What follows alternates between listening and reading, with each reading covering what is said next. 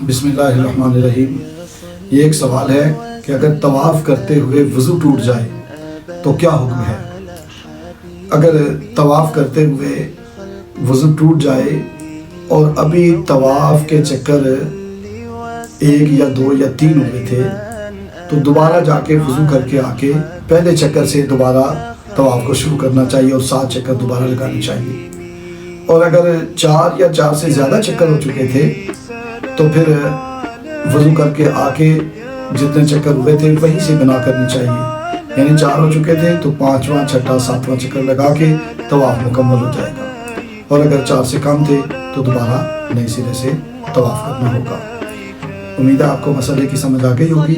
अगर आप मज़ीद दीनी मालूमात हासिल करना चाहते हैं, मसाइल सीखना चाहते हैं तो हमारा ये जो यूट्यूब चैनल है इसको सब्सक्राइब करें और इसको विज़िट करें।